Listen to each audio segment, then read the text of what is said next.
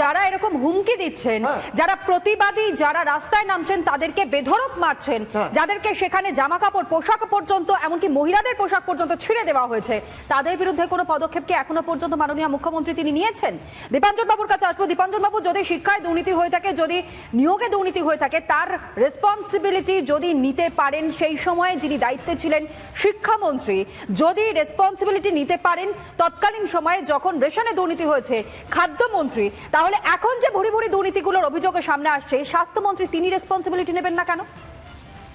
না, এটা দেখুন, খাদ্যমন্ত্রী শিক্ষামন্ত্রী রেসপন্সিবিলিটি নেয়নি।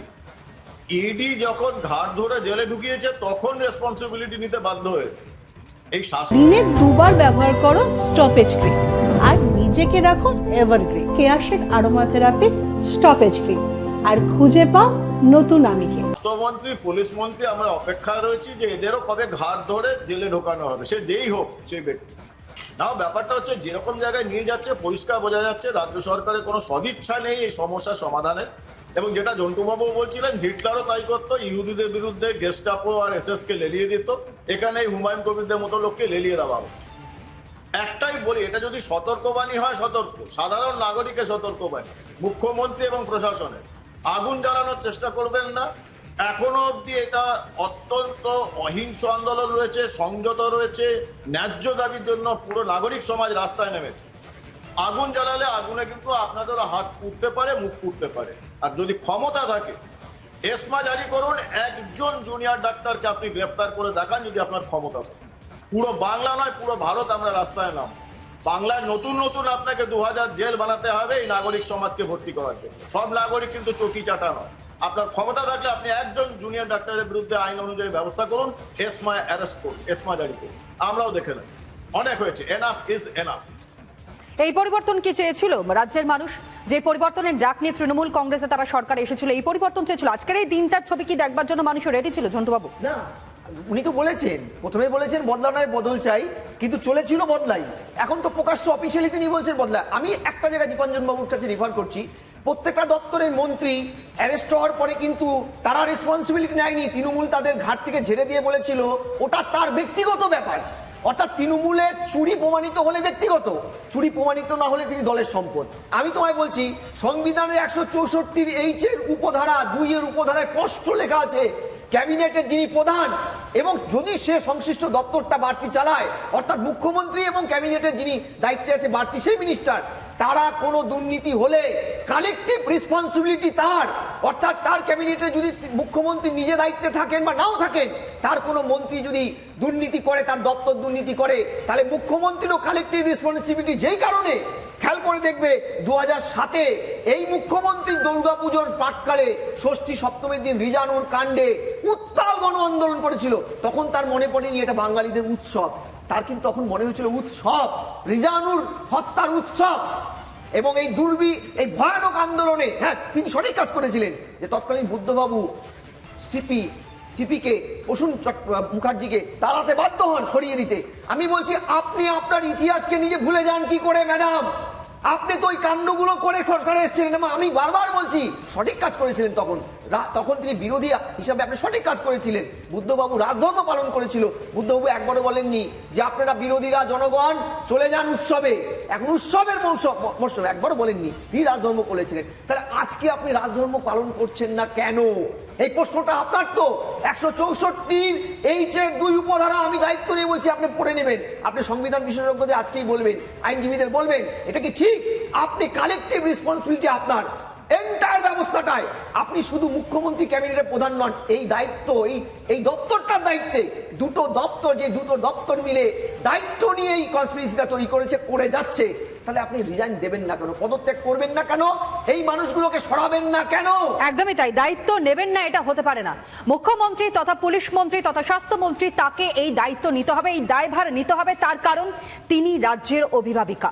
আমি সঞ্জীববাবুকে দিয়ে এই মূলত আলোচনাটা আজকের মতন হয়তো শেষ করব। তার কারণ সঞ্জীববাবু, যে ছবিগুলো আমরা পর দেখতে পাচ্ছি, এখনো পর্যন্ত অবস্থানে রয়েছেন আন্দোলনরত জুনিয়র চিকিৎসকেরা, কিন্তু আর কত আর কতক্ষণ ধরে তারা এরকম ভাবে বসে থাকবেন? রাজ্যের তরফ থেকে কোনো সদিচ্ছা, কোনো সদুত্তর তো এখনো পর্যন্ত সামনে আসছে না।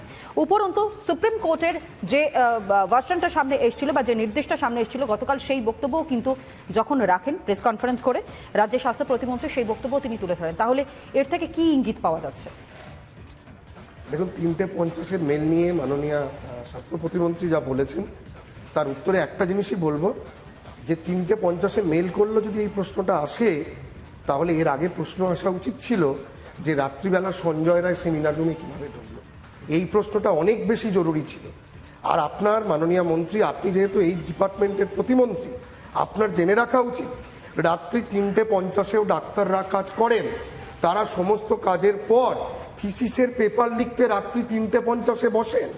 তারা একটা প্রেজেন্টেশন বানানোর পর সেটা তার হেডকে রাত্রি 3:50-এও মেল করে পাঠান। এটা নতুন কিছু নয়। আমাদের পক্ষ থেকে বলার, আমরা সিনিয়র চিকিৎসকদের বিভিন্ন সংগঠন আজকে যৌথভাবে হয়তো একটা প্রেস রিলিজ বা সাংবাদিক সম্মেলন করে জানাবো, এবং আমরা সরকারের কাছে আবেদন করব যে আপনারা ইগো ছাড়ুন। আপনারা তো মা মাটি মানুষের সরকারের কথা বলেন, আপনারা মায়ের কান্না বোঝার চেষ্টা করুন। আপনারা মাটির কাছাকাছি নেমে আসুন এবং মানুষের আর্তনাদ, মানুষের চিৎকার, মানুষের প্রশ্ন বোঝার অভ্যাস তৈরি করুন। চোখের জল ফেলছেন আন্দোলনরত জুনিয়র চিকিৎসকরা, আর চোখের জল ফেলতে ফেলতে হয়তো শুকিয়ে গিয়েছে অভয়ের বাবা মার। যে ছবিটা বারংবার আমাদেরকে চোখে আঙুল দিয়ে দেখিয়ে দিয়েছে কি অরাজকতা এখানে চলছে, কিভাবে এতটা কষ্টের মধ্য দিয়ে গোটা রাজ্যের মানুষও চলছেন। হয়তো কেউ বলতে পাচ্ছেন, কেউ হয়তো বলতে পাচ্ছেন না। অভয়ের মৃত্যু চোখে আঙুল দিয়ে দেখিয়ে দিয়েছে এ রাজ্যের স্বাস্থ্য ব্যবস্থা, এই রাজ্যের প্রশাসনিক ব্যবস্থা, অর্থাৎ স্বরাষ্ট্র মন্ত্রকের দায়িত্বে যিনি রয়েছেন এবং একই সঙ্গে স্বাস্থ্য মন্ত্রকের দায়িত্বে যিনি রয়েছেন সেই মমতা বন্দ্যোপাধ্যায়ের ভূমিকা। কিন্তু কাদের বাঁচানোর চেষ্টা করছেন মমতা বন্দ্যোপাধ্যায়? একবার আপনাদের সামনে তুলে ধরি যে মমতা বন্দ্যোপাধ্যায় বিনীত গোয়েলের পদত্যাগ দাবি করেছিলেন আন্দোলনরত জুনিয়র চিকিৎসকেরা, লালবাজার অভিযান করেছিলেন এবং তার পদত্যাগপত্র বিনীত গোয়েলের হাতে পর্যন্ত দিয়ে এসছেন আন্দোলনরত জুনিয়র চিকিৎসকরা, কিন্তু তারপরও তাকে সরানো হয়নি। পুলিশ কমিশনার তাকে বাঁচানোর চেষ্টা করছেন। কলকাতার শাসক ঘনিষ্ঠ আইপিএস একাধিক মামলায় যারা তৃণমূলের সাহায্য, যেমন অভিষেক গুপ্তা, ডিসি নর্থ, যেই ডিসি নর্থের বিরুদ্ধে অর্থ দেওয়ার অভিযোগ অভয়ের বাবা মা করেছিলেন, তাকে বাঁচানোর চেষ্টা করছেন মমতা বন্দ্যোপাধ্যায়। পুলিশ কমিশনারের ঘনিষ্ঠ এবং একই সঙ্গে অভয়ের পরিবারকে টাকা অফার করেছিলেন এই ডিসি নর্থ, আপনাদের নিশ্চয়ই মনে থাকবে অভিষেক গুপ্তা, এবং তাকেও হয়তো বাঁচানোর চেষ্টা করা হয়েছে, যে কারণে কোনো রকম ভাবেই তাকে কিন্তু সামনে আনা হচ্ছে না। আর তার সঙ্গে স্বাস্থ্য সচিব, যার পদত্যাগ ইতিমধ্যেই দাবি করেছেন আন্দোলনরত জুনিয়র চিকিৎসকরা, এবং তার পদত্যাগের দাবিতেই এখনো পর্যন্ত তারা অবস্থানে বসে রয়েছেন। প্রায় 48 ঘন্টা হতে চলল, কোনো সদুত্তর রাজ্যের তরফ থেকে আসেনি। এই নারায়ণ স্বরূপ নিগম, স্বাস্থ্য সচিব, শাসক ঘনিষ্ঠ আমলা এবং একই সঙ্গে তাকেও বাঁচানোর কি চেষ্টা করা হচ্ছে? অভিযোগগুলো বারংবার সামনে আসছে। তার কারণ শুধুমাত্র স্বাস্থ্য সচিব নন, নোটিশ অগ্রাহ্য কৌস্তব নায়ক অর্থাৎ স্বাস্থ্য শিক্ষা অধিকর্তা সুশান্ত রায় এবং তাদের পদপ্রাপ্তি অর্থাৎ সন্দীপ এবং অভিক ঘনিষ্ঠ প্রত্যেকের পদত্যাগে তারা দাবি করেছেন, কিন্তু কোথাও না কোথাও গিয়ে কোনোভাবেই এই জুনিয়র চিকিৎসকদের দাবি দাবা মানতে চাইছে না রাজ্য সরকার, মানতে চাইছেন না হয়তো মুখ্যমন্ত্রী মমতা বন্দ্যোপাধ্যায়। সুতরাং এখানেই স্পষ্ট যে কোথাও না কোথাও গিয়ে তাদেরকে একটু আড়াল করবার চেষ্টা করা হচ্ছে, কিন্তু এরপর কি হয় সেদিকে আমাদের নজর থাকবে। আজকের মতো আলোচনা আমাদের এখানেই শেষ করতে হচ্ছে, তবে অন্যান্য সব ব্রেকিং খবরের জন্য আপনাদের নজর থাকুক রিপাবলিক বাংলায়।